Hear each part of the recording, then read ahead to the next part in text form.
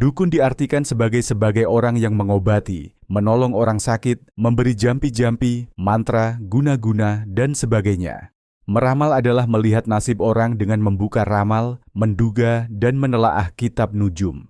Tenung merupakan kepandaian untuk mengetahui dan meramalkan sesuatu yang gaib, seperti meramalkan nasib, mencari orang atau benda hilang, dan sebagainya. Hakikat perdukunan. Dalam bahasa Arab, pelaku perdukunan dan perenungan dikenal dengan beberapa istilah, antara lain kaahin, dukun, arraf, peramal, ramal, tukang tenung, dan munajim, ahli nujum. Sedang profesinya disebut kihaanah, perdukunan, irafah, peramalan, rima'alah, perenungan, dan tanjim, perbintangan. Meski masing-masing istilah tersebut memiliki makna tersendiri, tetapi semuanya berkonotasi sama dalam dua hal. Pertama, pengakuan mengetahui hal-hal yang gaib, dan kedua, dalam hal penggunaan bantuan setan atau jin untuk mengetahui hal-hal gaib. Sedang perbedaan maknanya lebih ditentukan oleh asal kalimat tersebut secara etimologi, proses dan cara yang digunakan oleh pelaku dalam praktek perdukunannya. Karena dalam prakteknya, ada yang menggunakan cara mantra-mantra. Ada yang memakai alat bantu seperti huruf-huruf abjad, melihat garis-garis yang ada di telapak tangan atau peredaran bintang, atau menulis dengan tongkat di tanah dan sebagainya. Perbedaan kaahin dan arraf. Kendati kaahin sinonim dengan arraf, tetapi kaahin berkonotasi lebih umum daripada arraf. Dari dua segi. Pertama, dari segi objeknya. Karena istilah kaahin digunakan bagi orang yang mengaku mengetahui perkara gaib masa lalu dan akan datang, sedangkan arraf dipakai hanya untuk orang yang mengaku mengetahui perkara yang telah terjadi dan tersembunyi atau tidak terlihat oleh manusia. Kedua, dari segi cara praktek, istilah kaahin mencakup semua orang yang melakukan praktek perdukunan dengan berbagai cara, baik dengan cara mantra-mantra atau dengan cara memakai alat bantu, melihat garis-garis telapak tangan atau peredaran bintang, atau menulis di tanah dan sebagainya. Kerjasama antara dukun dengan jin dalam mendapatkan berita gaib. Untuk mendapatkan berita gaib, para dukun menjalin kerja sama yang saling menguntungkan dengan jin. Dalam kerjasama tersebut, masing-masing dari kedua belah pihak mengajukan persyaratan yang harus dipenuhi oleh mitranya. Biasanya persyaratan yang diminta oleh dukun adalah berupa pelayanan dalam bentuk penyampaian berita-berita gaib, ramalan nasib, temuan benda, atau orang hilang dan sebagainya. Sedang persyaratan yang diajukan oleh pihak jin berbentuk pelanggaran terhadap ketentuan syariat, baik berupa meninggalkan kewajiban seperti sholat dan semacamnya, atau melanggar larangan utamanya yang berbentuk perbuatan syirik, kufur, ataupun bid'ah.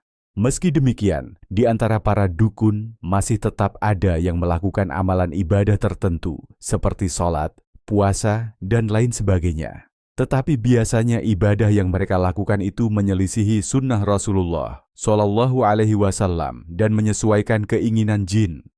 Ketika kerja sama tersebut terjalin erat, maka jin siap melayani permintaan informasi gaib dari para dukun, sedang jin dalam mencari berita-berita gaib, melakukan pencurian berita-berita di langit. Realitas tersebut dijelaskan oleh Nabi Shallallahu Alaihi Wasallam bahwa apabila Allah memutuskan sebuah urusan langit, maka para malaikat menundukkan sayap-sayap mereka dengan penuh rasa takut, bagaikan suara rantai yang ditarik di atas batu putih.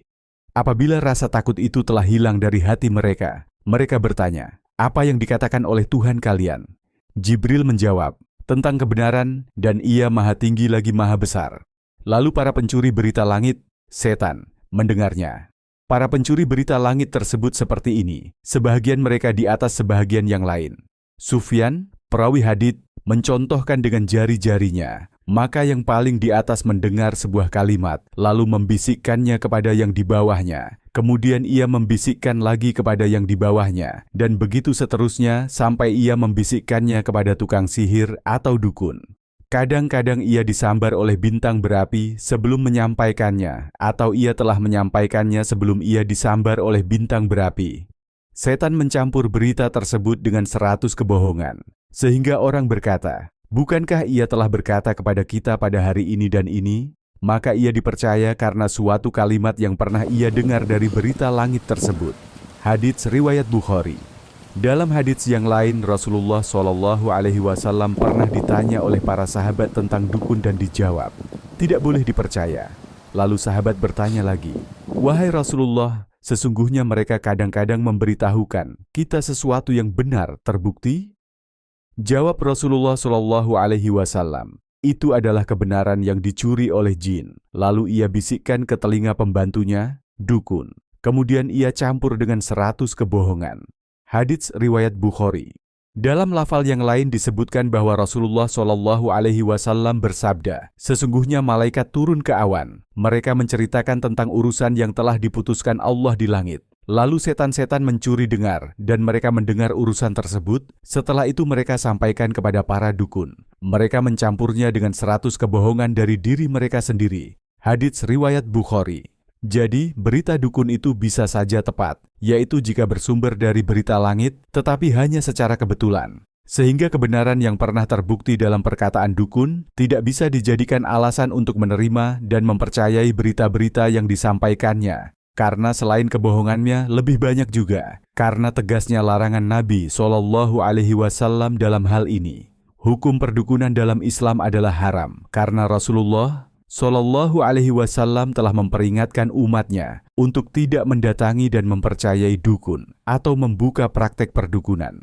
Peringatan tersebut adalah 1.